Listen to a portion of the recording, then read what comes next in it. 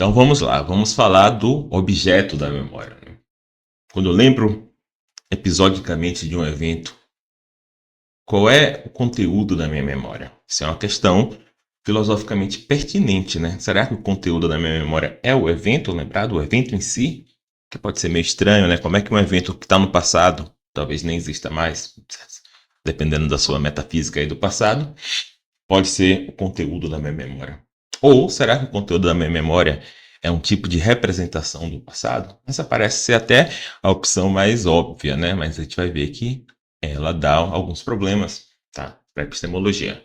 Então não há consenso na história da filosofia sobre que tipo de acesso a memória nos dá ao passado.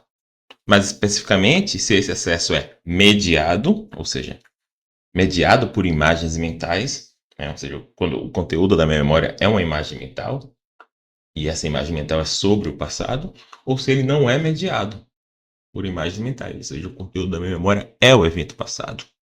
Se ele deve... E outra questão é saber se a memória depende ou não de inferências a partir dessa imagem, né? Porque se o conteúdo da memória for uma imagem mental, então eu vou ter uma imagem, talvez eu infiro a partir dessa imagem que ocorreu um evento com aquelas características, né? Isso é uma questão.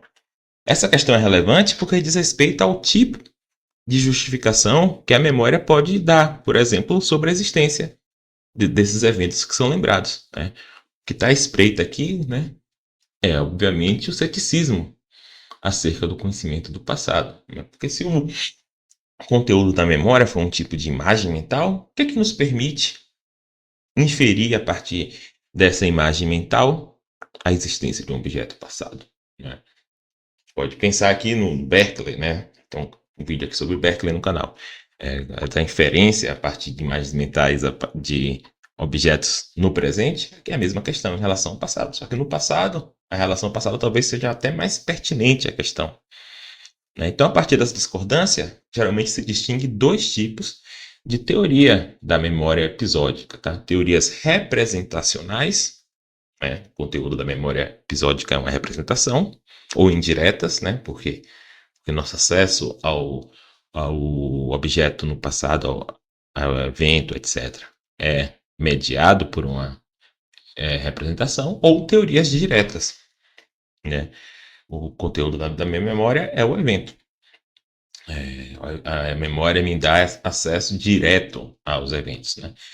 Então, resumidamente, na sua versão mais forte, as teorias representacionais defendem que lembrar de algo é ter em mente uma imagem mental desse algo e, a partir dessa imagem, inferir a existência ou a ocorrência passada do objeto lembrado, né, com aquelas qualidades representadas, né, na imagem do objeto. Essa inferência talvez assemelhe-se àquilo que Peirce chama de abdução, né? A melhor explicação para a existência dessa imagem mental na minha mente é a existência desse evento no passado, né? Nesse sentido, ao lembrar de um evento passado, a gente teria uma consciência direta, contato, né? O nosso conhecimento de contato seria apenas da imagem mental. A gente não tem contato direto com o passado, a gente teria contato com a imagem mental, ideia, dados do sentido, né? Tem vários nomes isso aí. Só que a gente teria apenas uma consciência indireta do evento lembrado em si. Essa consciência direta mediada por uma inferência ou algo que o valha. Por outro lado, as teorias diretas defendem que a lembrança de um objeto nos dá acesso direto ao objeto passado em si, não sendo necessária a mediação de imagens mentais ou qualquer tipo de inferência, né? Quem tem uma teoria direta, ele pode até aceitar que tem imagens mentais, tá? Mas não que a imagem mental nos dá o acesso à coisa. A gente tem acesso à coisa, talvez a gente, vamos dizer assim, ilustre esse acesso com imagens mentais, né? Então, nesse sentido, na teoria direta, lembrar de um evento passado seria um contato preservado. Eu tenho conhecimento por contato, eu preservo aquele contato, certo? Então vamos falar agora da teoria representacional. A teoria que tem melhor reivindicação reivindicação do rótulo de visão tradicional, né? Foi a visão assumida pela filosofia durante a filosofia moderna quase toda, né? Que tem uma ilustre exceção que é o Thomas Hyde. Então a visão tradicional é que a memória é representacional, né? Então a teoria representacional da memória seria a teoria tradicional. De acordo com a teoria representacional da memória, lembrar de um evento passado, como o meu aniversário de 10 anos, por exemplo, é trazer à mente uma representação desse evento. Então, nossas memórias não dão acesso direto ao passado em si, né? Você poderia pensar como poderia, né? Ainda mais se você for um presentista, achar que só o presente existe. Meu aniversário de 10 anos nem existe mais, né? É um evento que ele cessou de existir. Né? Como é que eu poderia ter acesso? É máquina do tempo, né? Então, a memória não envolveria um acesso direto ao evento do passado, mas envolveria um acesso direto apenas à representação desse evento na nossa mente. Assim como na teoria representacional da percepção, né, também tem essa mesma divisão na percepção, teoria direta e teorias representacionais, a teoria representacional da memória afirma que o objeto da sua consciência imediata na memória é uma representação, uma imagem, etc. Né? Tem vários nomes. E é graças a essa imagem que você tem agora que você é capaz de recordar o evento que está lembrando. Né? Então, você tem algumas motivações, né, para o fato desse tipo de teoria ser a teoria tradicional. A primeiro tipo de motivação é o que geralmente é chamado de problema da cotemporalidade. A questão é a seguinte, né? Como é que eu poderia lembrar de um evento passado se eu estou no presente e o evento está no passado? Então, em algum sentido, esse evento nem existe mais, né? A motivação aqui parece depender de um tipo de intuição presentista, né? Tem um vídeo aqui sobre filosofia do tempo, né? E lá eu explico o que é o presentismo. O presentismo é a ideia de que somente o presente existe, né? O passado existiu, mas não existe mais. O futuro existirá, mas não existe ainda. Né? Que não aceita essa intuição pode fazer uma distinção entre a ocorrência de um evento e sua existência. Então, o evento poderia deixar de ocorrer sem cessar de existir. Né? Seria uma posição eternalista do tempo. Né? O evento ele tem uma localização espaço-temporal, ocorre só que a localização espaço-temporal que nós chamamos nesse momento de presente não é a mesma dele, então a gente não vai ter acesso a ele. Seria uma noção assim meio quadridimensional da realidade. Porém, como a maioria das pessoas, né, exceto os filósofos do tempo, talvez os físicos, tem intuições presentistas muito fortes, essa é uma motivação convincente para a teoria representacional da memória, né? Então, só aqui, isso aqui é uma imagem aqui do colega César Schirmer dos Santos, né? Quando eu fazia a mestrado sobre memória, ele também estava estudando memória lá na URGS, ele estava no doutorado, e ele se interessa bastante pela essa questão aí do problema da cotemporalidade, né? Então você pode procurar aí na internet trabalhos dele que você vai encontrar sobre esse tema, tá? Que é o César Schirmer dos Santos. Ele tem um grupo sobre memória. Esse aqui é um pouco interessante. Ele tem um grupo sobre memória lá na UFCM, né? Eu trabalhei lá um tempo.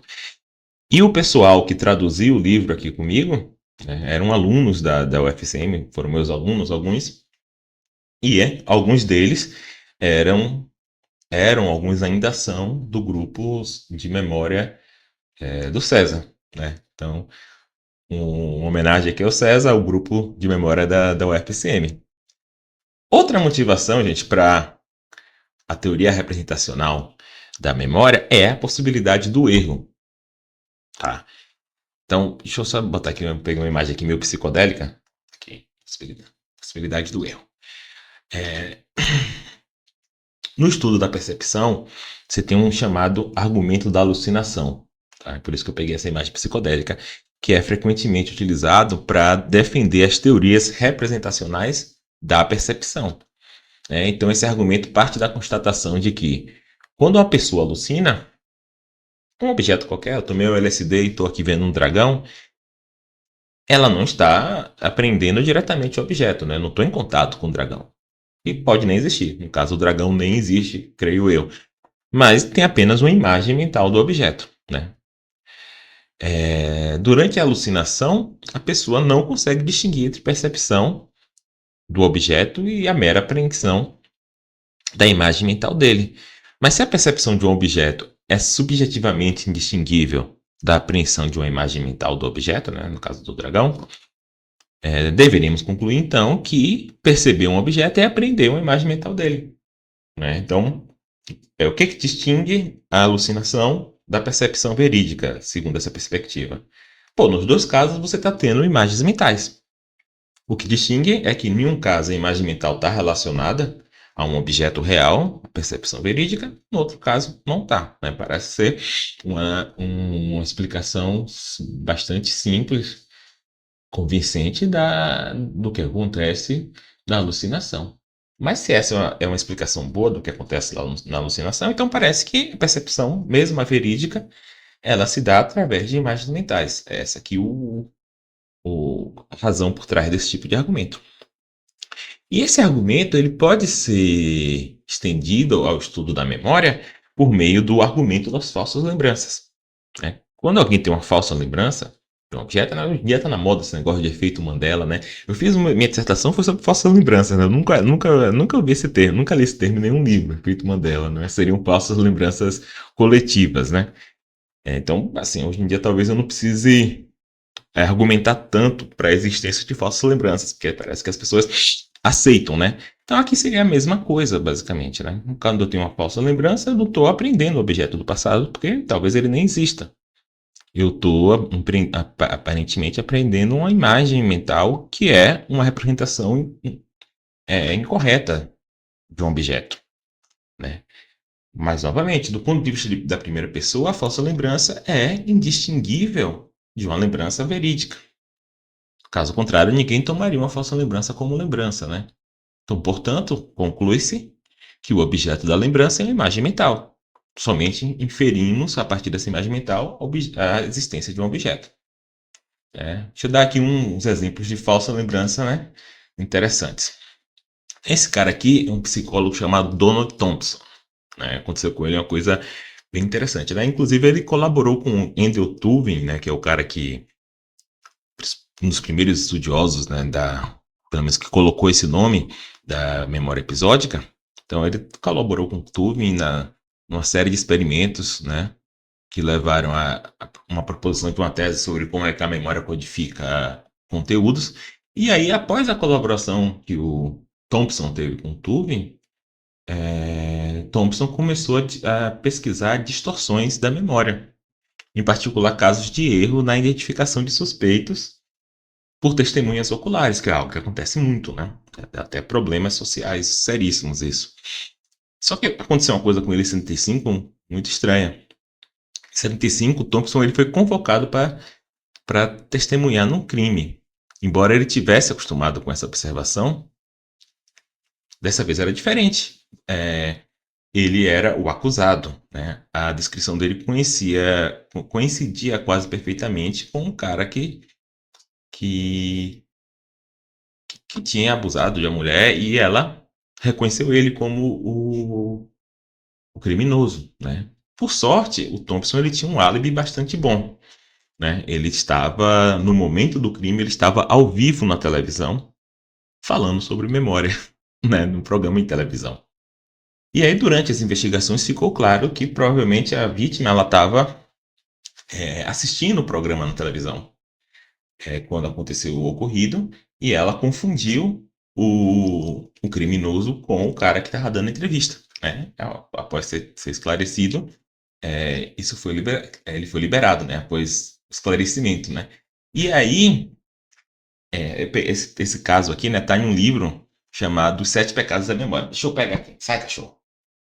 Aqui, Os Sete Pecados da Memória. Esse livro aqui, ó. Daniel Schachter. É um livro de divulgação científica. Tá? Eu li ele na época que eu estava fazendo mestrado. Né? Então, são estudos sobre falsas lembranças bastante interessantes. Né? Na verdade, não só sobre falsas lembranças, tem pecado também sobre esquecimento, todos os erros de memória. né? Que vocês sabem que eu não acho que o esquecimento é um erro de memória. Eu acho que é o papel principal da memória é o esquecimento. Tem um vídeo aí sobre Borges, né? Tem um Borges na capa, que eu falo disso. Então, a teoria representacional da memória consegue explicar a existência de falsas lembranças muito facilmente, de pelo menos duas maneiras. A primeira situação de falsa lembrança ocorreria quando alguém confunde uma imagem da imaginação com a imagem da memória, né? Imagino algo e depois eu lembro dessa imaginação e tomo aquilo como tendo ocorrido, né? Seria um erro de monitoramento de fonte, né? Você tem todo um tipo de estudo sobre memória que é de monitoramento de fonte.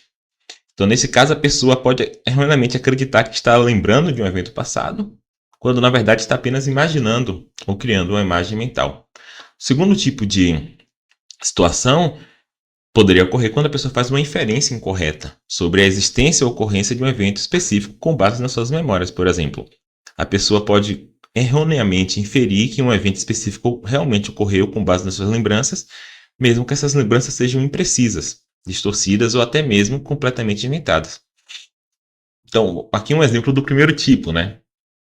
Do erro de monitoramento de fonte. O cara pegar uma imaginação e tomar como lembrança. Né? Esse aqui está no livro do Piaget, né? É um caso bastante interessante do Piaget. Aqui. Piaget é tem uma cara engraçada aí, né? Então ele tem um livro chamado Play, Dreams and Imitation in Childhood, né? Em que ele relata uma história que aconteceu com ele mesmo, né? E uma história que por muito tempo ele acreditou ser uma lembrança, a lembrança mais antiga dele. Então, ao completar 15 anos, até completar 15 anos, na verdade, Piaget lembrava de aos 2 anos de idade, o que já é um ponto a se suspeitar, tá? Existe um fenômeno chamado amnésia infantil. A gente geralmente só lembra de eventos a partir dos 4 anos de idade, por alguns motivos.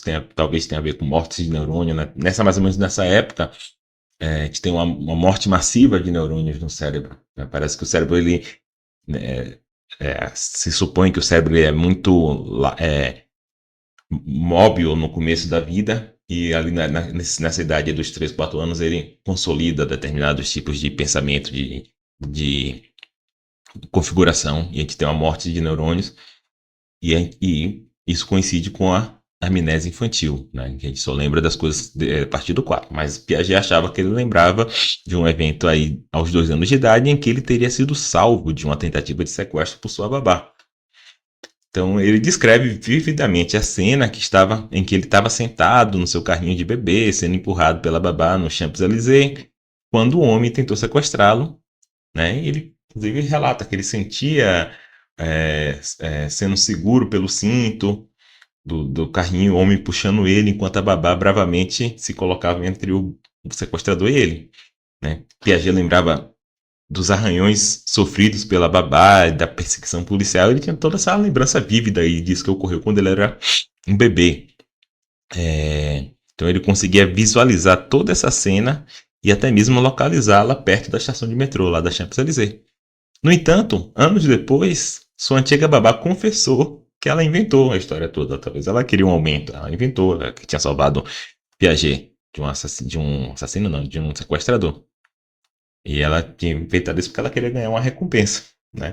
Então o notável nesse caso é que Piaget ele lembrava vividamente de muitos detalhes, né? Como os ferimentos da babá, a perseguição policial, etc. Mesmo que a história fosse toda falsa, né? Então deve ter ocorrido, provavelmente Piaget deve ter ouvido essa história quando ele era criança, ou da própria babá, ou de algum familiar, né? Talvez essa história fosse um assunto aí do almoço de domingo na casa da avó, a galera, aquele dia que Piaget foi sequestrado, etc. Ele, mais velho já, ouviu isso daí, foi imaginando esse evento, e no futuro ele tomou essa imaginação como sendo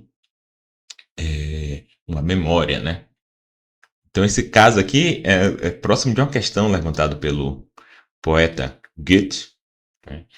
Não Goethe, né? Não sou muito bom nas pronúncias, é Goethe, é o poeta alemão, né? Então ele tem uma biografia chamada Memórias, Poesia e Verdade. E ele escreve o seguinte: Quando queremos lembrar o que nos ocorreu nos primeiros tempos da nossa infância, frequentemente confundimos o que ouvimos dos outros com o que realmente sabemos através da nossa própria experiência. Na verdade, a interpretação mais comum do problema de Goethe é a de alguém confundir a memória semântica com uma memória que foi contada, a memória semântica de uma história que foi contada com uma lembrança episódica do evento. Porém, casos como esse podem levar à criação de uma imaginação a partir da memória semântica e posterior confusão entre essa imaginação e uma lembrança episódica. Em suma, as teorias representacionais da memória explicam muito bem como é que podemos ter falsas lembranças. Só que, como tudo na filosofia, essas teorias têm alguns problemas.